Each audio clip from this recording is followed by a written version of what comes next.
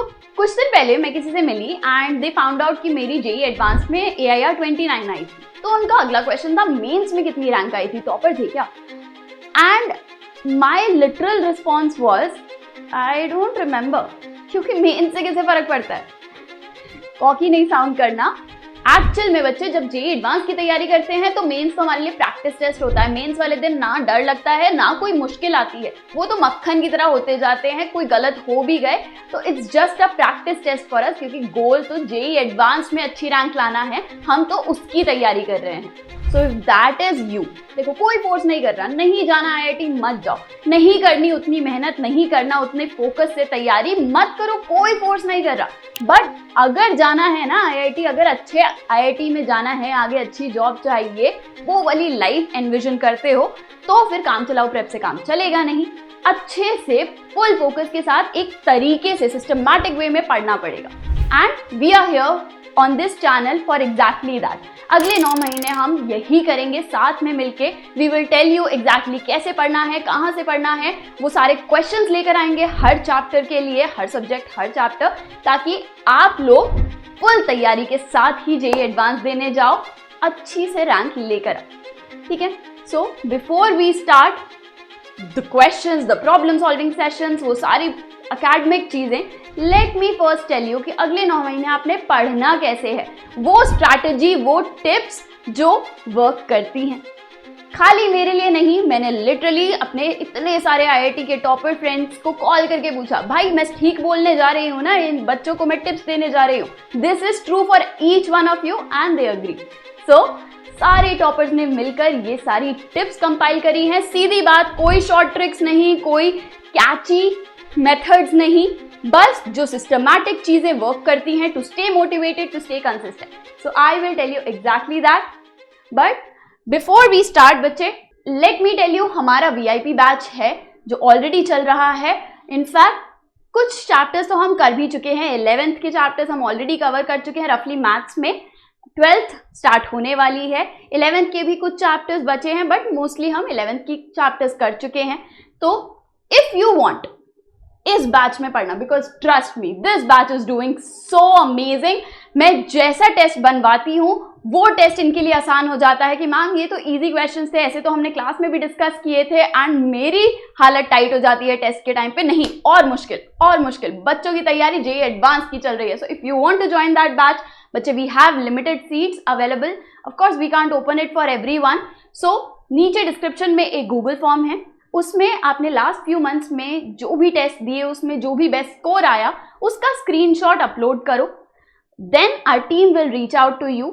तो of course limited seats हैं, limited time के लिए ही रहेंगे, बिकॉज कितना ही टाइम हम आपके लिए वेट करेंगे, उसके बाद तो आपके लिए मुश्किल हो जाएगा। बट ऑफ कोर्स पुराने चैप्टर्स जो हो चुके हैं वो रिकॉर्डेड सेशंस आपके अवेलेबल रहेंगे if you want to go through that. बाकी नए चैप्टर्स वो नए कंपटीशन के साथ, जो रोज ऑफ क्लासेस भी सब बच्चे एक दूसरे को इतने मुश्किल मुश्किल क्वेश्चंस दे रहे होते हैं, एक दूसरे के डाउट सॉल्व कर रहे होते हैं टेलीग्राम ग्रुप्स पे। It is an amazing group of students. I am very excited for this batch. मैं बहुत ज्यादा होपफुल हूँ इनके रिजल्ट्स के लिए। So if you want to be one of them, definitely अपने स्कोर अपलोड करो। If you think you got it, we will reach out to you. Now without anything else, बाकी सब ठीक है साइड में, अब सीधा पॉइंट पे आते हैं, बिकॉज हमारे पास टाइम कम है, हमें जेई एडवांस में सिंगल डिजिट रैंक के लिए एम करना है। सो सबसे पहले तो बच्चे बात आती है माइंडसेट की। नॉट किडिंग, अगर आपका माइंडसेट नहीं है ना वो कि हाँ हमने जेई एडवांस के लिए तैयारी करनी है, अगर माइंडसेट है कि देख लेंगे लास्ट में क्या हो रहा है, जैसी तैयारी होगी उसके हिसाब से देख लेंगे, वो माइंडसेट, अगर ऐसे माइंडसेट के साथ पढ़ रहे हो तो कुछ नहीं होगा। You have to remember each and every day कि आप किसके लिए पढ़ रहे हो। मैं फॉर एग्जाम्पल जब पढ़ रही होती थी, मेरे माइंड में एक क्लियर गोल था, मुझे 2 डिजिट रैंक चाहिए। क्यों? क्योंकि मुझे IIT दिल्ली में CS चाहिए थी, वहां पे यूजुअली 2 डिजिट रैंक में मिल जाती थी। तो मेरा गोल सेट था, मुझे 2 डिजिट रैंक चाहिए और मुझे किसी चीज से फर्क नहीं पड़ता, मैं फर्स्ट आऊं या 99th आऊं। बाय चांस 99 पे तो एक्चुअली उस साल CS क्लोज हो गया था, 98 तक ही था, but that's another thing. But मेरा गोल सेट था कि मुझे 2 डिजिट रैंक चाहिए, मैं उसी गोल के साथ पढ़ रही थी। So your goal should be very clear, क्योंकि बच्चे अगर वो गोल नहीं होता तो कहीं ना कहीं हम स्लैक करने लगते हैं, वो मोटिवेशन नहीं आती है अंदर से, हम भूलने लगते हैं कि हमें ज़्यादा मेहनत करने की ज़रूरत है, इतनी सी मेहनत से काम नहीं चलेगा। ऑफ कोर्स बैच में तो रोज़ हम मोटिवेशन देते ही हैं, पर अगर आप हमारे साथ बैच में नहीं हो, सिर्फ यूट्यूब पे जुड़ रहे हो, तो भी बच्चे you have to keep reminding yourself every day आप किस तैयारी कर रहे हो, किस चीज़ के लिए तैयारी कर रहे हो, वो माइंडसेट रोज़ रखना है, चाहे सामने दीवार पे लिख लो, ठीक है। देन बात आती है सबसे इंपॉर्टेंट चीज़ की, कंसिस्टेंसी। कंसिस्टेंसी का मतलब ये नहीं है कि कंसिस्टेंटली हर टेस्ट में आपने अच्छे मार्क्स लेकर आने हैं, no, that's not what consistency means. What consistency means is you have to show up every day. Last में जो भी मिस हो गया गलती से, कोई क्लास मिस हो गई, कोई टेस्ट में प्रैक्टिस अच्छे से नहीं करके गए थे, सिली मिस्टेक्स हो गई, जो भी हुआ, you have to keep showing up. हिम्मत हार के गिव अप नहीं करना। कुछ मंथ्स बीच में कम मेहनत कर लेंगे, आगे संभाल लेंगे, ऐसा नहीं चलता। संभालना बहुत मुश्किल हो जाता है, तो you have to keep showing up every day, you have to attend the classes regularly. रोज इतने घंटे तो प्रैक्टिस करनी ही है। वो घंटे बच्चे वेरी करते हैं, यहाँ पे आप पूरे सेशन में, पूरे टिप्स वाले में कहीं पे भी नहीं देखेंगे कि रोज कितने घंटे पढ़ना है। वो एटीट्यूड नहीं रखना है। पढ़ना कैसे है, कितना पढ़ना है, वो देखना है। हमने सारा सिलेबस को डिवाइड करना है, I will get into that in a while, पर रोज मेहनत करनी है। एक दिन बीच में चल जाएगा, लेकिन ये नहीं कि एक हफ्ता बीच में छूट गया, ऐसे नहीं आती rank. So very important, keep showing up. पिछला कुछ खराब कर भी दिया, डजंट मैटर, आगे नहीं खराब होने देना, बस करते जाओ। रिजल्ट्स की टेंशन लिए बिना बस करते जाओ। ट्रस्ट मी, हर टॉपर का एटीट्यूड यही होता है। देन आती है बात सब्जेक्ट वाइज स्ट्रैटेजी की। सब्जेक्ट वाइज स्ट्रैटेजी का मतलब है हर सब्जेक्ट को किस तरह से हैंडल करना है, हर सब्जेक्ट में क्या प्रायोरिटी रखनी है। सबसे पहले बात करें फिजिक्स की। फिजिक्स में इंपॉर्टेंट होता है बच्चे, आपको कॉन्सेप्ट की क्लैरिटी 100% होनी चाहिए। Of course this is true for all subjects, लेकिन फिजिक्स में क्वेश्चंस ऐसा नहीं है कि एक क्वेश्चन कर लिया तो अगले 4 कर लोगे। फिजिक्स में आपको अगर एक कॉन्सेप्ट क्लियर हो गया तो उसके क्वेश्चंस आप कर लोगे। That is the truth. Concept clarity पे फोकस रखना है आपने, चाहे वो जिस भी टीचर से आप पढ़ रहे हैं। अगर आपको लगता है कि वो आपके सारे 100% कॉन्सेप्ट क्लियर करा रहे हैं, करो, वरना बेसिक बुक से 50 बुक्स नहीं रेफर करनी है हमने। एनसीईआरटी लो, एचसी वर्मा लो, मैथ्स टू मैथ्स, उतने में से आपने थ्योरी समझ लेनी है। मोस्टली एनसीईआरटी से आपके बेसिक कॉन्सेप्ट क्लियर हो जाते हैं, बाकी आपके टीचर्स हैं आपके लिए। Concept clarity is your priority here. Maths की बात आती है तो मैथ्स में थ्योरी बहुत कम होती है। मैथ्स में क्वेश्चंस में वो थ्योरी अप्लाई कैसे करनी है वो ट्रिक होता है, राइट। मैथ्स में थ्योरी तो इतनी सी है, 4 फॉर्मूला है। अब वो 4 फॉर्मूला से क्या क्या क्वेश्चंस बन जाते हैं जेईई एडवांस में, हम सोच भी नहीं सकते, राइट। सो उसके लिए जरूरी है आप प्रैक्टिस करें, बहुत ज्यादा प्रैक्टिस। हर रोज मैथ्स के बहुत सारे क्वेश्चंस करने हैं। मैथ्स को प्यारा से समझो, मैथ्स से डरना नहीं है, फन समझो मैथ्स के क्वेश्चंस को, कि हाँ बीच में ब्रेक लेने के लिए चलो 10 क्वेश्चन निपटा लिए। पढ़ के थोड़ा सा माइंड ऑक्यूपाई हो गया था, माइंड थोड़ा सा थक गया था, पर हमारे पास टाइम नहीं है कुछ और करने का, तो थोड़ा ब्रेक लेने के लिए लोगों के साथ बैठ के साथ क्वेश्चंस अपना धीरे धीरे कर रहे हैं। प्रैक्टिस करते रहो, जितनी प्रैक्टिस करोगे उतने बेटर होगे मैथ्स में। केम की बात आती है तो केम में बहुत सारी चीजें हमें याद रखनी पड़ती हैं।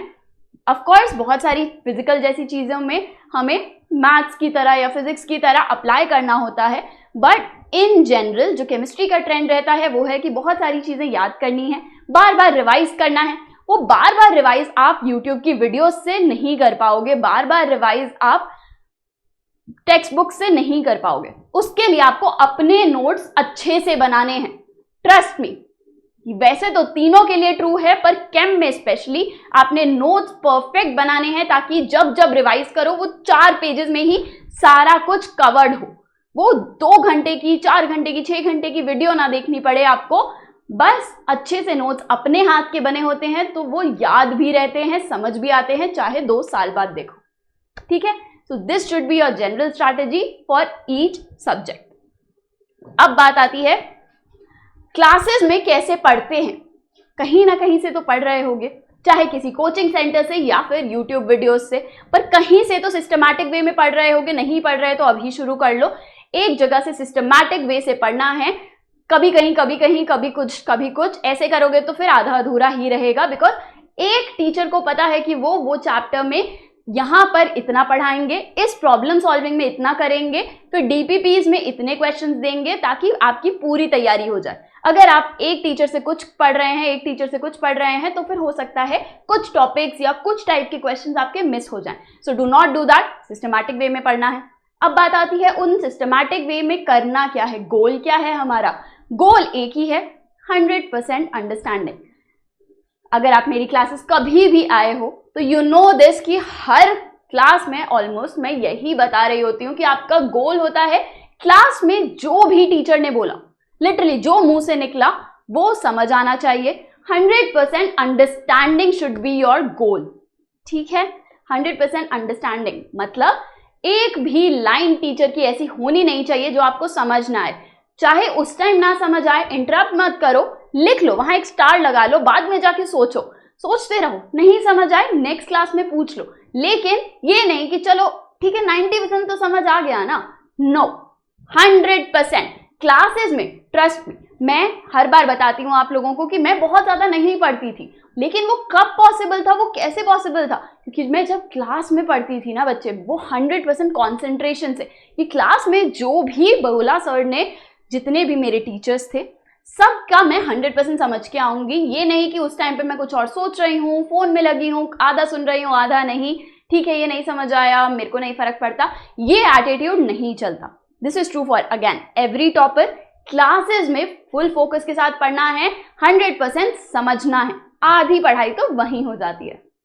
फिर बात आती है बाकी आधा टाइम क्या करें। क्लासेस के बाद जो पढ़ना होता है, नवंबर तक स्पेशली, जब आप पहली बार सारे चैप्टर्स कवर कर रहे हैं, तो उस टाइम पे बच्चे आप लोगों ने एटलीस्ट फोकस करना है वही 100% थ्योरी खत्म करनी है। क्लासेस में जितनी भी थ्योरी हुई, जो कुछ होमवर्क दिया, फॉर एग्जांपल हो सकता है आपके केमिस्ट्री टीचर बोलें कि आप इस टेक्स्ट बुक से ये वाले टॉपिक्स, हाइड्रोजन के कुछ टॉपिक्स पढ़ के आओ, इनऑर्गेनिक के लिए आपको टेक्स्ट बुक्स पढ़नी पड़ेंगी, तो वो जो सारी थ्योरी होनी है, उसके नोट्स बनने हैं, वो सब कंप्लीट होने चाहिए। उसके अलावा अनदर थिंग इज वो बेसिक एप्लीकेशंस आनी चाहिए कि जो ये थ्योरी है उसको हम मीडियम लेवल के क्वेश्चंस तक अप्लाई कर सकें। आई वुड से मेंस के आसान क्वेश्चंस तक तो आपसे इजीली हो जाने चाहिए हर चैप्टर के, इतना आपको करना ही है। अगर एडवांस में अच्छी रैंक चाहिए तो नवंबर तक आप छोड़ नहीं सकते हैं चीजें, आपको सारी कॉन्सेप्ट्स क्लियर रखने हैं, उसके बेसिक एप्लीकेशंस मीडियम लेवल तक के क्वेश्चंस करने हैं।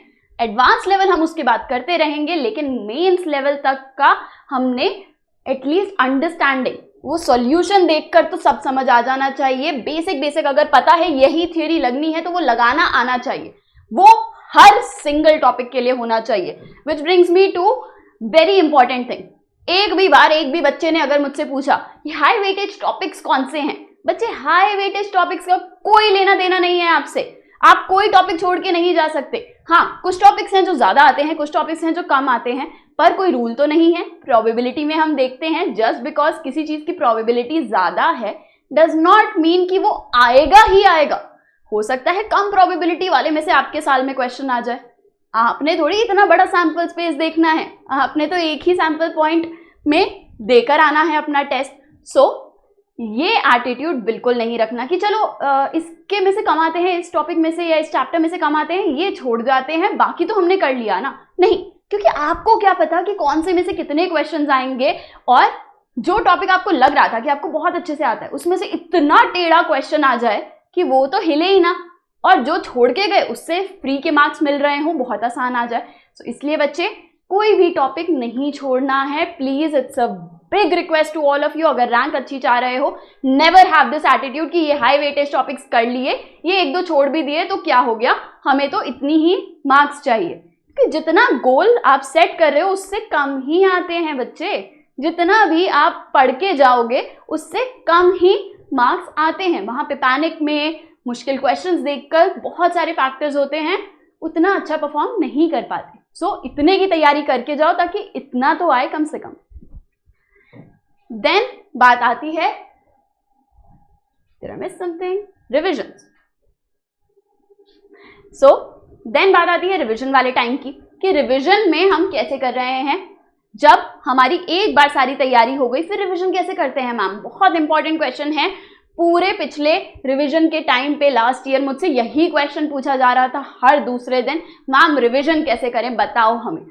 सो रिवीजन के टाइम पे हमने क्या करना है, अच्छे से नोट्स बनाए हैं, जो पहले वाले में नोट्स अच्छे से बनाने थे वो अच्छे से नोट्स बनाए होने चाहिए, उनको रिवाइज करो चैप्टर बाय चैप्टर। एग्जैक्टली कैसे करना है वो मैं उस टाइम पे बताऊंगी। नवंबर के बाद आपकी रिविजन शुरू हो जाती हैं, तो उस टाइम पे I will tell you in detail कि किस तरह से आप परफेक्ट रिविजन कर सकते हो। बट ऊपर से अगर मैं बताऊं तो सारे नोट्स बने होने चाहिए, इसलिए अभी बता रही हूँ कि नोट्स की इंपॉर्टेंस समझो।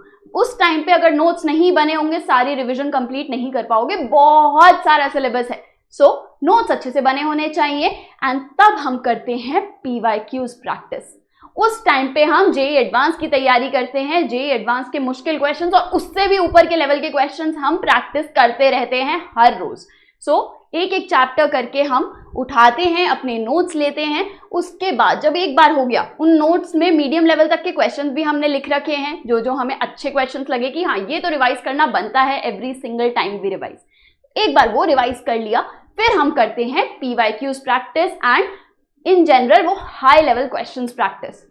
तब होती है हमारी एक्चुअल जेईई एडवांस तैयारी। इसलिए नवंबर तक मेंस तक की तैयारी तो निपटा लो ताकि हम उसके बाद एडवांस की तैयारी में लगे रहें, ठीक है। सो दैट इज रफली, उस टाइम पे हम और डिटेल में बात करेंगे कि revision exactly day by day कैसे करनी है। देन बात आती है मॉक टेस्ट की।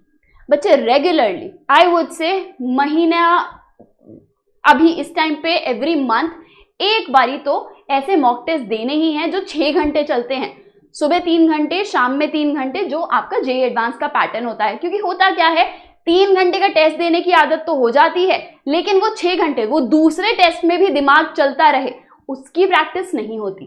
So make it a point कि मंथली अभी एक बार तो देते रहो, बाद में हम फ्रीक्वेंसी बढ़ा देते हैं। जब हमारे एक बार सारी तैयारी हो जाती है तब हमें बहुत सारे मॉक टेस्ट देने हैं, तब हम महीने में 2, 3, 4 इस तरह से बढ़ाते जाते हैं। But 6 hour mock test are very important. खाली 3 घंटे का पेपर दे देना काफी नहीं है, आपको उसी सेटिंग में देना है। 3 घंटे फिर 1 घंटा ब्रेक फिर 3 घंटे, इस तरह से आपको महीने में एक संडे तो टेस्ट देना ही देना है। बैचेस में हम ऐसे शेड्यूल करते ही हैं, बट इन जनरल अगर आप के कोचिंग में नहीं हो रहा है तो मेक इट अ पॉइंट कि आप खुद ऑनलाइन कोई मॉक टेस्ट सीरीज ले लो या फिर कोई मॉक टेस्ट डाउनलोड करो, संडे को पूरा टेस्ट वाले एनवायरनमेंट में बैठ के टेस्ट दो। एंड लास्टली जहां से हमारी बात शुरू हुई थी वो do not under estimate mindset. And यहाँ पे मैं माइंडसेट में एक चीज और ऐड करना चाहती हूँ। देखो इस पूरी जर्नी में बहुत सेल्फ डाउट आते हैं, बहुत बार लगेगा, स्पेशली जब मॉक टेस्ट में मार्क्स नहीं आ रहे, पूरी तैयारी करके जा रहे हो फिर भी टेस्ट में मार्क्स नहीं आ रहे, उस टाइम पे लगने लगता है कि शायद बस की है नहीं, मेंस ही टारगेट रखते हैं, एडवांस्ड हमारे बस का है नहीं। But trust me, mock test में मार्क्स बहुत बार कम आते हैं, इवन वो टॉपर्स के भी। And by toppers I mean वो सारे टॉप 10 वाले बच्चे भी आते हैं मॉक टेस्ट में। बहुत सारी चीजें अभी आप सीख रहे हो, यू कीप गेटिंग बेटर, तो डू नॉट लूज होप। बहुत ज्यादा इस बारे में नहीं सोचना कि इतने मॉक टेस्ट में अभी मार्क्स आ रहे हैं तो मेरी रैंक कितनी आएगी, अब इतने आ रहे हैं तो मेरी रैंक कितनी आएगी। इन सब चीजों पे फोकस कम करते हुए ये एनालिसिस पे फोकस करो कि क्यों कम आए, अगली बारी वो कैसे हम इंप्रूव करें। तो अगेन बस चलते जाओ, रिजल्ट्स की बहुत टेंशन नहीं लेनी, जब रिजल्ट्स आएंगे तब टेंशन तो लेनी ही पड़ेगी। अभी बस करते जाओ, बिना सोचे बिना डरे, बस यही करना है कि रोज हम इतना टारगेट कर ही रहे हैं। इजी क्वेश्चंस, मीडियम क्वेश्चंस तो करते जाएं। बहुत बार बच्चे मेरे क्लास के भी बोलते हैं कि मैम एडवांस लेवल के क्वेश्चंस नहीं हिलते, क्या करें? वेल डू नॉट वरी, करते जाओ प्रैक्टिस। ट्रस्ट मी, तुम्हें रियलाइज नहीं होगा बट जितना तुम 1 महीने पहले कर पा रहे थे उससे अब ज्यादा कर पा रहे होगे। Again do not under estimate the power of consistency. Just keep showing up every day, बस करते जाओ, ज्यादा मत टेंशन लो, बस गोल सेट रखो कि हमें मेहनत रोज करनी है। मेहनत करते जाओगे, एंड में फल मिलेगा, ठीक है। बाकी मिलते हैं हमारे फर्स्ट सेशन में, लिंक डिस्क्रिप्शन में है। First session will be we are starting from calculus, तो we will start with sets, relations and functions के मुश्किल questions, where I will tell you कि एग्जैक्टली किस तरह से आप लोग वो क्वेश्चन में अप्रोच ढूंढनी है, कैसे वो स्टार्ट करना है, बिकॉज वही तो ट्रिकी होता है। थ्योरी हमें आती है बट वो अप्रोच नहीं मिलती एडवांस की। आई विल टेल यू, साथ साथ सीखेंगे फॉर एवरी चैप्टर, ताकि 9 महीने बाद you get the rank you want, the rank you aspire to gate.